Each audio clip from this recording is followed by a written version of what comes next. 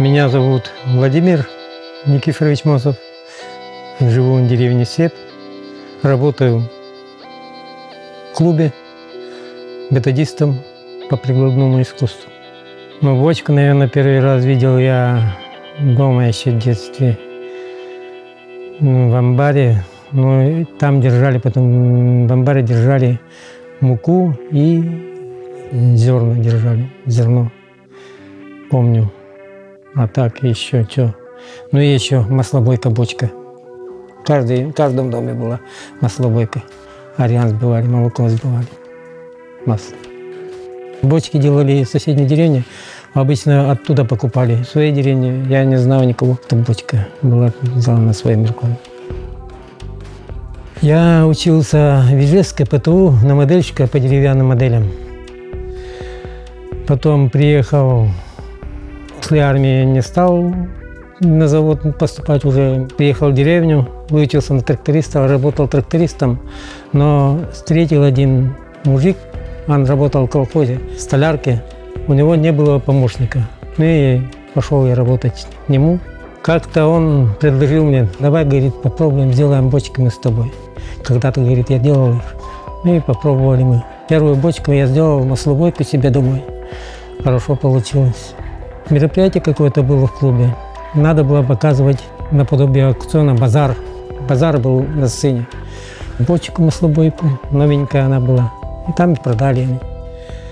Как на аукционе, кто больше даст. Так она у меня ушла куда-то. Я помню, что эта бочка у Тихоновой была, они купили ее. Потом в Михайловке она оказалась, я потом уже след потерял. Куда она смылась? Ну, в основном спрос, наверное, на двое бочки, но у нас как дуба нету, липа. Ну, вот и из липы и делаю здесь. Но она идет везде. Это липовым бочкам мед держать там легче, не пристает, к липе не очень пристает мед, легче. Сейчас в основном бочки делаю под капусту. В одно время вот рыжиков много стало, солили грибы. Ну, год где-то, наверное, штук 15 так выходило. Но я ведь ими занимался только зимой.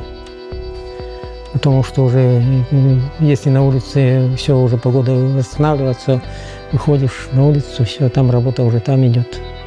Я здесь мастер-класс показывал в огороде, прямо там. Так они, девочки какие-то, студентки были. Столько возни, нафига это надо, говорит. Взял, купил в магазине пластика, сколько сейчас, купил пластика. Так идите, берите, что жалко, что ли. В те времена, да, когда первые пластики пошли, брали пластмассу, а сейчас уже все, спрос на них пошел вот все на естественный. Берут, просят, не успеваю, просто не успеваю делать все. Последнюю бочку где-то в апреле, наверное, продал. Здесь в деревне мужик. Дай, говорит, бочку, пожалуйста. У меня много вообще, говорит, капусты. Последнюю ему продала. Узнают по республике, да, прямо звонят. Можно ли купить? Бывает, что есть у меня. Пожалуйста, везите. А нет, так нет. Куда? Откуда взять? Многие уже сказали, делай себе клеймо. Все равно изделия выпускаешь. Есть всякие изделия. Ставь клейми. Все равно. Что-то никак. Для чего делаешь? Не для красоты ведь только делаешь, а для, чтобы для нужды, как-то, не знаю.